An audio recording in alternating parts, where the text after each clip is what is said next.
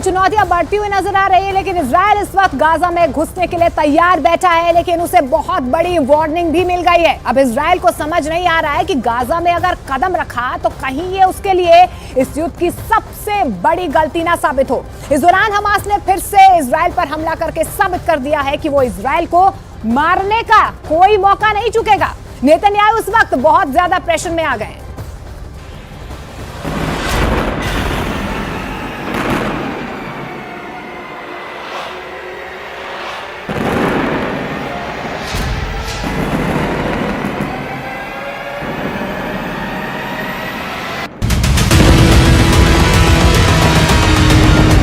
Gaza में Hamas के अड्डों पर जब जब बम गिरता है, नेतन्याहू चैन की सांस लेते हैं। गाजा को पूरी तरह मिटाने का उनका प्लान तैयार है। इजराइल अब गाजा की एक एक गलियों में अपने दुश्मन को खत्म करना चाहता है। हमास के बहुत ही खतरनाक हमले के बाद इजराइल ने युद्ध का ऐलान कर दिया है और इस वक्त गाजा पर पूरी दुनिया की निगाहें हैं। सवाल है कि क्या इजराइल के पास इतनी ताकत है कि वो गाजा में एक ऐसा ऑपरेशन चलाए जो हमास को पूरी तरह खत्म कर देगा। ऐसे ग्राउंड ऑफेंसिव यानी गाजा में घुसकर ऑपरेशन करने के लिए इजराइल को 3 चीजों की जरूरत है। पहली है फौज यानी पैदल सेना, दूसरी है बख्तरबंद वाली ताकत यानी टैंक और बख्तरबंद गाड़ियां, और तीसरा है तोपखाना जो सेना का रास्ता क्लियर करे। अभी तक इजराइल ने जो एक्शन लिया है उसमें गाजा में हवाई बमबारी है, जिसमें कई इमारतें पूरी तरह तबाह की जा चुकी हैं। लेकिन असली मकसद तब पूरा होगा जब गाजा की जमीन पर उसकी फौज का कब्जा होगा। सवाल है कि इजराइल ये किस हद तक कर पाएगा, उसकी ताकत क्या है, उसके जरिए क्या हैं, और क्या ये लंबे वक्त तक मुमकिन है। इजराइल के पास 1,70,000 की आर्मी है और रिजर्व को मिलाकर इजराइल की सेना 6.25 लाख तक हो जाती है।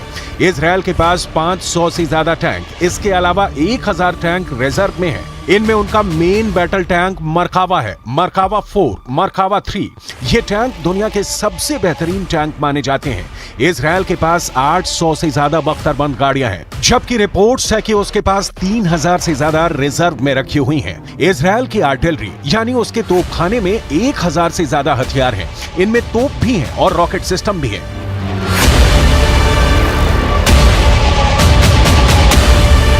इजराइल की सेना की ताकत पर किसी को कोई शक नहीं। इजराइल अरब देशों के साथ कई युद्ध लड़ चुका है और जीता भी है। इसकी वजह उसकी तकनीक के अलावा अमेरिका से मिलने वाले हथियार भी हैं।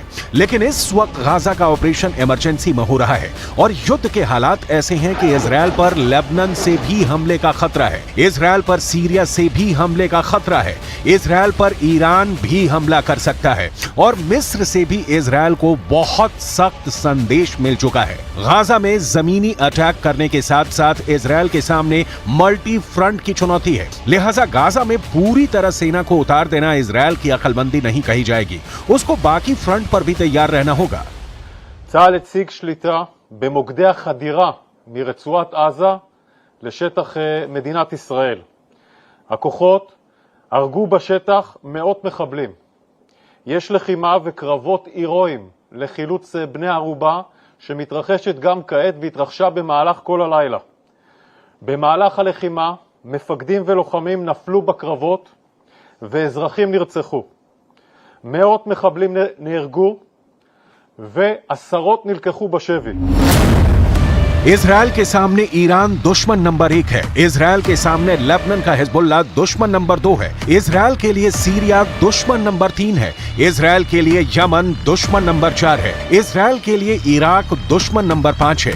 इजराइल मिस्र समेत बाकी अरब देशों पर भी यकीन नहीं कर सकता है। ये वो देश हैं जो हमास का पूरी तरह समर्थन करते हैं। العملية العسكرية الواسعة التي بدأتها كتائب الشهيد عز الدين القسام الجناح المسلح لحركة حماس تأتي في سياق استمرار النضال الوطني الفلسطيني وفق القانون الدولي، وردا على انتهاكات الاحتلال اليومية بحق المسجد الأقصى ومحاولة تقسيمه زمانيا ومكانيا والاعتداء على المرابطين والمرابطات، وأيضا القتل اليومي في الضفة الغربية ومئات الشهداء الذين سقطوا هذا العام، وأيضا لتحرير الأسرى الذين يقبعون في سجون الاحتلال। अब इजरायल इतने देशों को देखे कि गाजा में अपनी सेना लंबे वक्त तक उतार दे, क्योंकि एक बार गाजा में ऑपरेशन शुरू किया तो इजरायल के बाकी दुश्मन उस पर चढ़ाई कर देंगे। ऐसी वार्निंग इजरायल को मिल चुकी है। अब ग्राउंड ऑफेंसिव के लिए इजरायल को अपनी सेना के हिसाब से चलना होगा। उसको अपने टैंक से लेकर बख्तरबंद गाड़ियों की तैयारी देखनी होगी और अपने कमांडो दस्ते को फुल प्रूफ प्लान देना होगा, ताकि गाजा में उन ठिकानों को मिटाया जा सके जहां से इजरायल पर हमले लॉन्च किए गए। इजरायल का दावा है कि गाजा से जो हमले हुए उसमें 21 ठिकानों को निशाना बनाया गया, यानी गाजा में कम से कम ऐसे 15 से 20 लॉन्च पैड होंगे जहां से हमास के हमलावर इजरायल में दाखिल हो गए। अब वहां चढ़ाई करने के लिए इजरायल को सबसे पहले अपनी टैंक पावर का इस्तेमाल करना होगा और इसमें उसका सबसे खतरनाक टैंक मरकावा सबसे आगे नजर आएगा। वैसे भी इजरायल से इस तरह के वीडियो सामने आ चुके हैं जिसमें टैंकों को गाजा की तरफ जाते हुए देखा जा सकता है। ये नेतन्याहू की युद्ध वाले ऐलान को पूरा करने वाला कदम कहा जाएगा, जिसमें गाजा पर जमीनी चढ़ाई करने का इरादा पक्का नजर आ रहा है।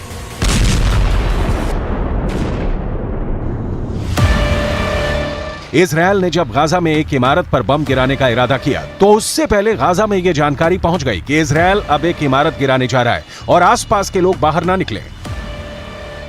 قال بدي بلغ الجماعه يطلعوا ما يطلعوش من البيوت، خليك في البيوت بدنا ننزل برج الوطن. فقالوا له عم ينفعش نضل في البيت وتنزل برج، لا مش هتقصروا، خليكم قاعدين في البيوت حننزلوا بالراحه يعني. فقلنا له ما بنقدر الا نطلع من البيوت يعني. فطلعنا من البيوت تقريبا الساعه تقريبا 5 بالضبط عدا الفجر. بعد ما طلعنا ضربوا صاروخ زنانه، بعد ما ضربوا صاروخ زنانه نزلوه كليا البرج يعني. البرج انت عارف برج هذا برج يعني سكني، برج مكاتب. इसके बाद जब इस बिल्डिंग को गिराया गया तो आप तबाही का अंदाजा देख सकते हैं। इजरायल अब पूरी तरह बदला लेना चाहता है और हमास उसका सबसे बड़ा टारगेट है। इजरायल किसी भी ऐसी इमारत को नहीं छोड़ रहा जहां उसे लगता है कि हमास के हमलावर हो सकते हैं। गाजा में इस वक्त कई जगह मलबा ही मलबा फैला हुआ है। यहां बहुमंजिला इमारतें गिराई जा रही हैं। कब कहां इजरायल का बम आकर गिरेगा कोई नहीं जानता और यही सबसे बड़ा खतरा है। इजरायल रात में भी हमले कर रहा है और दिन में भी उसका अटैक जारी है। हमास को लेकर इजरायल की नीति अब साफ है, लेकिन ऐसे हमलों में वो लोग भी मारे जाएंगे जिनका हमास के हमले में कोई हाथ नहीं। هذا المسجد كنا في أمان الله عز وجل، صلينا العشاء بالأمس فيه، ثم فجأة قصف هذا المسجد دون سابق إنذار ودون إخبار أحد من الجيران. روعوا الأطفال، روعوا الشيوخ، روعوا النساء كبار السن، مصاحف بعثرت، المسجد قلب عن بكرة أبيه।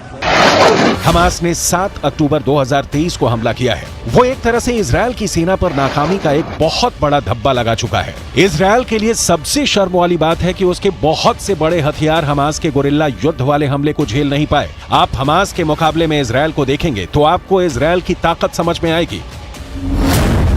इजरायल के पास टैंक और बख्तरबंद गाड़ी है, हमास के पास दिखाने के लिए सिर्फ एसयूवी है। इजरायल के पास बड़ी बड़ी तोप है, हमास के पास रॉकेट है। इजरायल एक बड़ी ड्रोन पावर है, वो पूरे गाजा पर 24 घंटे नजर रख सकता है।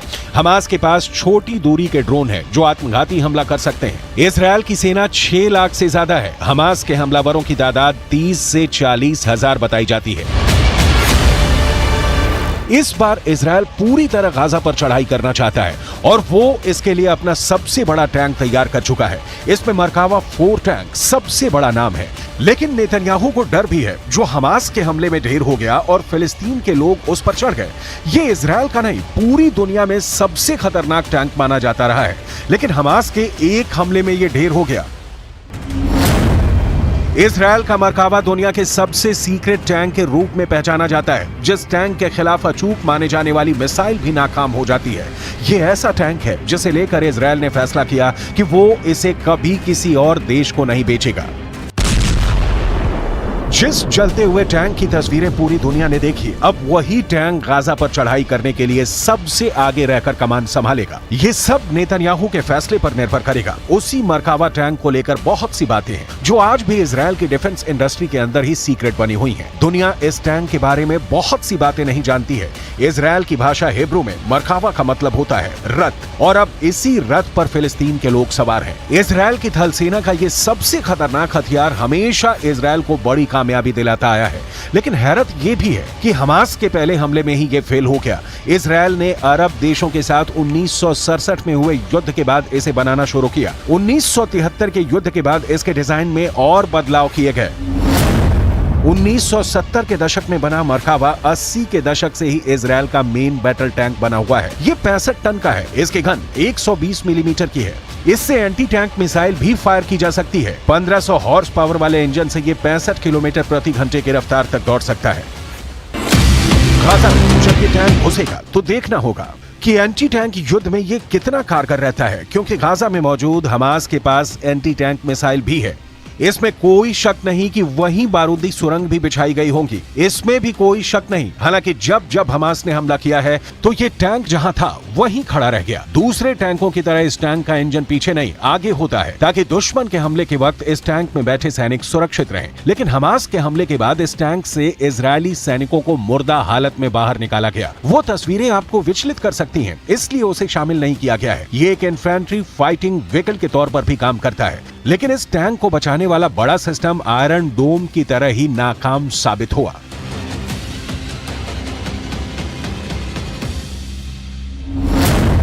इजरायल के इस टैंक में अमेरिका के एब्रम्स टैंक वाली कई तकनीक जोड़ी गई है ताकि यह दुश्मन के अटैक से बच सके। ट्रॉफी एपीएस यानी एक्टिव प्रोटेक्शन सिस्टम मिलने के बाद इसकी डिफेंसिव पावर कई गुना बढ़ गई है, जो इसे एंटी टैंक गाइडेड मिसाइल से बचाता है। यह टेक्नोलॉजी अब आधुनिक टैंकों के लिए बहुत जरूरी बन चुकी है।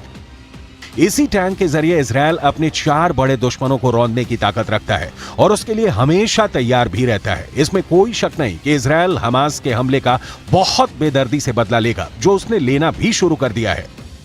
אנחנו מפנים יישובים. המשימה שלנו ביממה הקרובה להגיע לפינוי של כל תושבי העוטף. הפינוי הזה צריך להיות בטוח, לסרוק את השטח, לוודא שאין מחבלים, להוציא אוטובוסים, לפנות את התושבים. אנחנו נסיים את המשימה הזאת ביממה הקרובה. יש עשרות אלפי לוחמים במרחב כל העוטף. इजरायल अब हमास और उसके कमांडर्स को छोड़ेगा नहीं। अगले 24 घंटे बेहद अहम रहने वाले हैं, क्योंकि गाजा में अगर इजरायल घुसता है तो उसे बाकी अरब देशों की तरफ से होने वाले हमलों के लिए भी तैयार रहना होगा। हालांकि इस युद्ध को रोकने की कोशिश शुरू हो चुकी है, लेकिन इस बार हमास ने जिस डिग्री का हमला किया है उसने इजरायल को हिलाकर रख दिया है और उसके पास भी पूरी तरह बदला लेने के अलावा कोई रास्ता नहीं बचा है। एक तरह से कह सकते हैं कि इजरायल और फिलिस्तीन के बीच यूक्रेन से भी बड़ा युद्ध शुरू हो चुका है। यहाँ यूक्रेन से भी ज्यादा खून बहने वाला है। तस्वीरें आने लगी हैं और अब समझ में आ रहा है कि यहाँ यूक्रेन से भी बड़ी तबाही होने वाली है। फिलिस्तीन और इजरायल के बीच सबसे बड़ी आग भड़क चुकी है और अब इस युद्ध में इतनी लाशें गिरेंगी कि न पुतिन ने देखी होंगी और न ज़ेलेंस्की ने।